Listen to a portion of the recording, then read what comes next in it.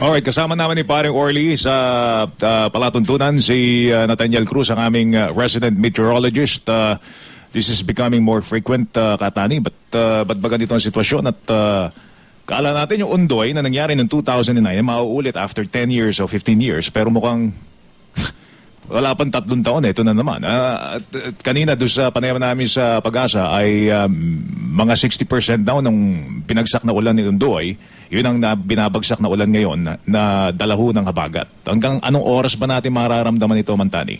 Unang-una, Joel at Orly, magandang isang maulang umaga sa inyo at doon po sa mga nakikinig.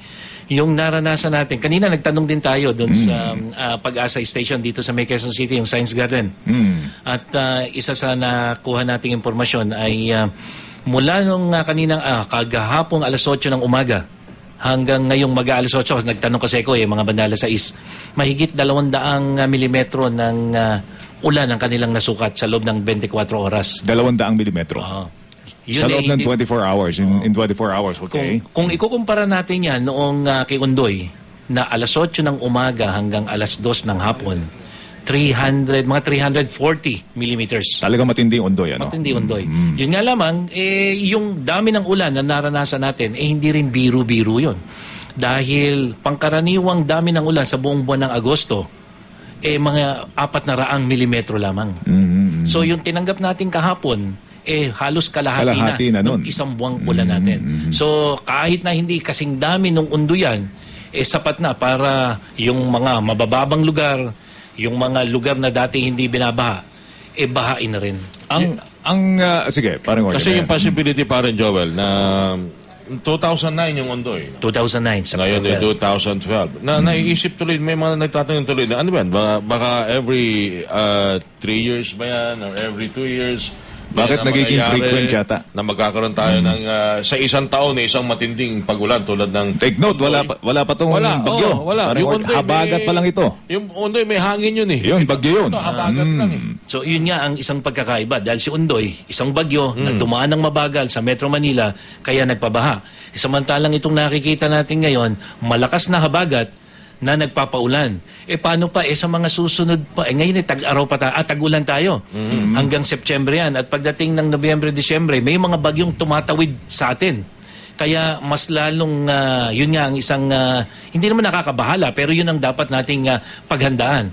Dahil kapag bagyo yung tumama sa atin at dumaan na may ulan, asahan natin, mas maraming ulan ang ibibigay nun. So dahil ito pa rin doon sa ating climate change and global warming, yun ang isang tinitingnan natin, Joel, dahil ang isang ng climate change, kung hindi man ito kaakibat ng climate change, dahil sa pagbabago ng klima, asahan natin na mas madalas yung magkakaroon tayo ng ganitong abnormal na ulan. Kahit habagat lang yan. Kahit habagat yan, kahit walang bagyo yan, asahan natin. Kaya yun yung isang dapat na pinapaalala sa ating mga kababayan na hindi dahil walang bagyo, hindi na natin papansinin. At kung matatandaan nyo, hindi lamang habagat.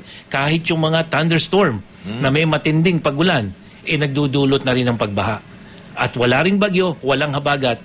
At ito, habagat yung pinag-uusapan natin dahil pagdating ng Nobyembre, Disyembre, hanging amihan naman yung papalit.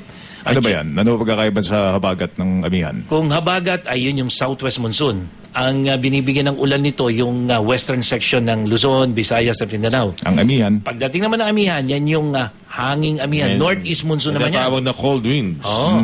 Cold wind yan dito sa Metro Manila, Kaorly. Pero pagdating sa Mindanao at Visayas at Bicol region, yan naman ang nagpapabaha doon.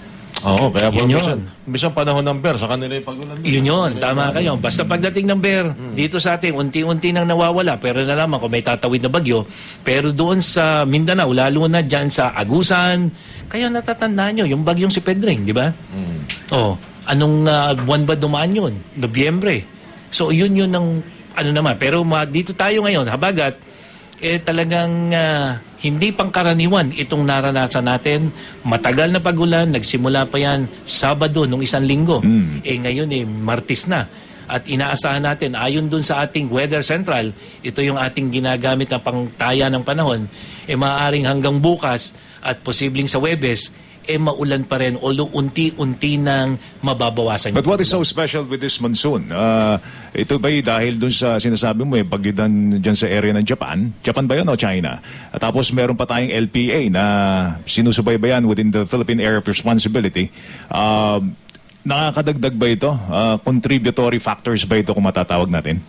Oh, Joel, kasi unang-una, nung lumakas yung habagat, nitong yung bagyong Hener, na kung saan napakabagal nito, hindi tumama sa kalupaan, pero nagtagal siya bago tumama dun sa Taiwan. Halos mag-iisang linggo na nandito, nakababad sa Philippine Area of Responsibility. Ito yung nagpalakas ng habagat. Nung nawala na si Hener, sinundan naman ng isang bagyo na hindi nga pumasok sa ating PAR, pero itinuloy naman niya yung paghatak ng habagat. Kaya tuloy-tuloy yung pagulan, tuloy-tuloy yung malakas na hangin. Kaya kahit walang bagyo ngayon na nasa labas ng PAR, ito yung nangyayari. Malakas na habagat, malakas na pagulan. Pinagmamasdan ko parang Joel, yung pinapakita ng GMA News TV, yung Weather Central. Sa iba ba, Kuya Tani, ng mapa ng Pilipinas, may nakikita akong kulumpo ng ulap So, pwede pa rin ba maghatid yun ng Mindanao yan, Mindanao area na yan. Pataas, patumbok ng Mindanao area. Oh, yun. Yung mga ganyang kaulapan ang babantayan natin dahil sa mga ganitong panahon, talagang napakataas ng tsansa na yung, yan, parang mga wave yan associated yan sa habagat, posibleng maging bagyan. Kaya yung mga ganyan, binabantayan natin. Pero kung makikita mo, yung ngayon, yung kaulapan dito sa may kanluran ng Luzon, yan yung mga malalakas na ulan na nararanasan natin. Hindi lang sa Metro Manila yan. Central Luzon, tsaka Southern Luzon, malakas na pagulan. Hanggang Region 6, nakikita ko sa mapa hanggang Region 6. So pwede itong, magtatagal ba yan, yung ganyang pinapakita ng Weather Central hanggang Wednesday o Thursday?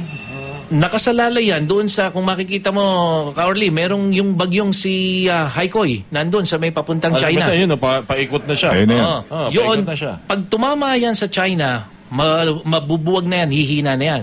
At pag humina na yan, kumbaga, wala nang hahatak ng habagat. Kailangan talaga mabuwag, ano? Kailangan mabasag. Yun yun, Joel. At pag yun ay nabasag, nabuwag, unti-unti na hihina yung habagat. Okay.